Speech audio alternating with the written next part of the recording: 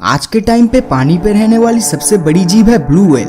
In fact blue whale को अगर हम धरती पे मौजूद बाकी सभी जीवों के साथ कंपेयर करते हैं तो तब भी ये सबसे बड़ी जीव होगी।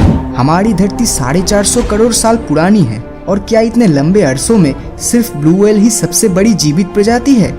वैसे ब्लू व्हेल को मछली कहना गलत होगा क्योंकि ये एक मैमल्स प्रजाति की जीव है। मछलियों की प्रजाति के हिसाब से द ग्रेट व्हाइट शार्क आज के समय में सबसे बड़ी मछली है। इनकी लंबाई करीब 15 से 20 फीट तक होती है। लेकिन जैसे आज से लाखों साल पहले धरती पर डायनासोर एग्जिस्ट करता था, ठीक उसी तरह एक शार्क की प्रजाति भी अतीत में मौजूद थी और उसका नाम था मेगालोडॉन। मेगालोडॉन आज से लगभग 30 लाख साल पहले समुद्र पे राज करते थे।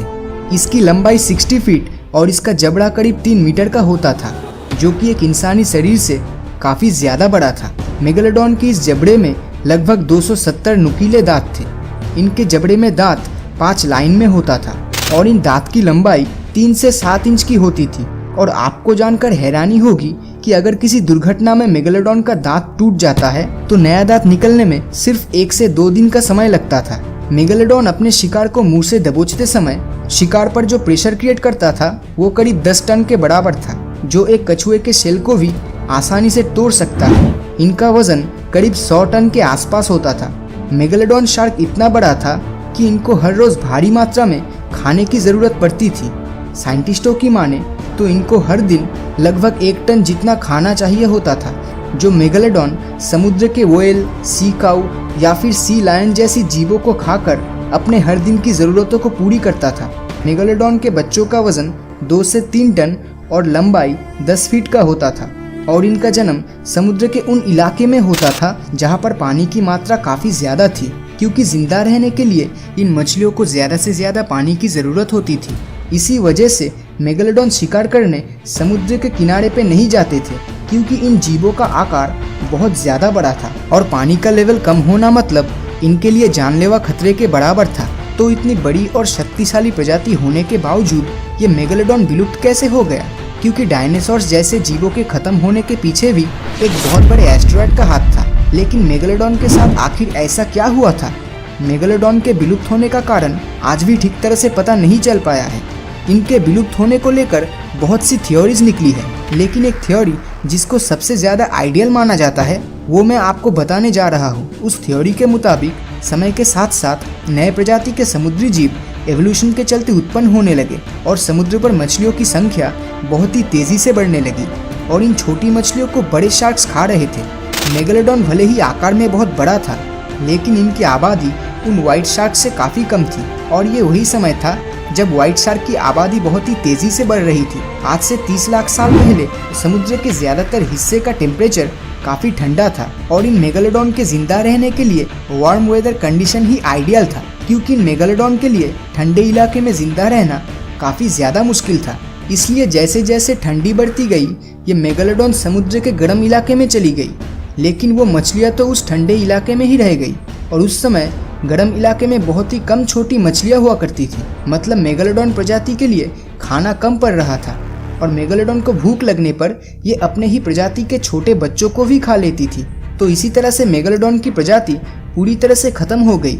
लेकिन सबसे बड़ा सवाल यहाँ पर ये आता है कि क्या मेगालोडॉन आज भी इस धरती पर एग्जिस्ट करता है? क्योंकि पिछले कुछ साल में ऐसी घटनाएं घट चुकी है कि मेगालोडॉन के विलुप्त होने के बाद पर भी एक बहुत बड़ा सवाल खड़ा करता है। 1875 में हुए एक समुद्री यात्रा में मेगालोडॉन के 2 दांत पाए गए थे, जिनकी कार्बन डेटिंग से ये पता चला कि ये दांत शायद 10,000 साल पुराना हो सकता है। लेकिन मेगालोडॉन तो लाखों साल पहले ही विलुप्त हो चुका है, फिर ये दांत कैसे सिर्फ 10,000 साल पुराना हो सकता है? इसके अलावा 2009 में हिस्ट्री चैनल के एक डॉक्यूमेंट्री में गल्फ ऑफ कैलिफोर्निया में एक शार्क मछली को ढूंढने का मिशन दिखाया गया था। यहाँ के लोगों का कहना था कि यहाँ एक बहुत बड़ी शार्क मछली मौजूद है जो तेजी से इस इलाके की मछलियों को खा रही थी और उन लोगों के मुताबिक ये शार्क 45 फीट लंबी रही होगी। और अगर ये सच हुआ तो ये कोई मामूली व्हाइट शार्क तो 100% नहीं होगा, क्योंकि वो आकार में ज्यादा से ज्यादा 20 फीट तक का ही होता है। लेकिन ताज्जुब की बात तो ये है कि चैनल की टीम इतनी बड़ी मछली को ढूंढ पाने में नाकामयाब रही। मेगालोडॉन के अस्तित्व को लेकर आज भी साइंटिस्टों के बीच में मतभेद है, लेकिन ज्यादा लोग इस बात पे अग्री करते हैं कि मेगालोडॉन लाखों साल पहले ही विलुप्त हो चुका है और इन कुछ सालों में हमें दुनिया भर में मेगालोडॉन से जुड़ी जितनी भी घटनाएं सुनने को या फिर इंटरनेट पर ये इमेजेस देखने को मिली है, वो सब या तो फेक है, नहीं तो लोगों का वहम है और कुछ नहीं। लेकिन कोई जीव पूरी तरह से विलुप्त हो चुका है या नहीं, ये 100% श्योरली बता पाना लगभग असंभव है, क्योंकि ऐसे बहुत से समुद्री जीव थे जिनको साइंटिस्टों ने विलुप्त प्रजाति के तौर पे घोषित कर दिया था, जो बाद में जाकर गलत साबित हुआ, जैसा सिलिकेंथ नाम की मछली के साथ हुआ था। सिलिकेंथ एक ऐसी मछली थी जो आज से 6.5 करोड़ साल पहले विलुप्त हो चुकी थी, लेकिन यही सिलिकेंथ 1938 में साउथ अफ्रीका के समुद्री किनारे में पाई गई थी, जो डायनासोर्स के समय से अपने वजूद को धरती पर टिकाए हुए है। इसके अलावा मेगामाउथ शार्क एक ऐसी शार्क की प्रजाति है जो करीब 7 मीटर लंबी होती है। लेकिन ताज्जुब की बात तो ये है कि 1976 से पहले शार्क की इस प्रजाति के बारे में साइंटिस्टों को पता ही नहीं था कि इस तरह की कोई शार्क भी धरती पर एग्जिस्ट करता है। आप में से कईयों ने मरियाना ट्रेंच के बारे में तो सुना ही होगा, जो दुनिया की सबसे गहरी जगह है। वैज्ञानिकों की माने तो वहाँ पर ऐसे विचित्र प्रजाति के जीव हो सकते हैं कि उसका अंदाजा भी शायद हम नहीं कर पाएंगे। 21st सेंचुरी के इस मॉडर्न टाइम पीरियड में भी हम आज तक समुद्र के सिर्फ 5% एरिया के बारे में ही ठीक से जान पाए हैं, और बाकी के 95% के बारे में हमें कोई भी आइडिया नहीं है कि वहाँ पर क्या हो सकता है, क्योंकि समुद्र इतना विशाल है कि वहाँ पर सिर्फ एक पर्टिकुलर प्रजाति के जीव को ढूंढ पाना बहुत ही मुश्किल है। तो क्या मेगालोडॉन भी समुद्र के उन 95% अननोन रीजन में आज भी मौजूद है, या फिर वो पूरी तरह से विलुप्त हो चुका है?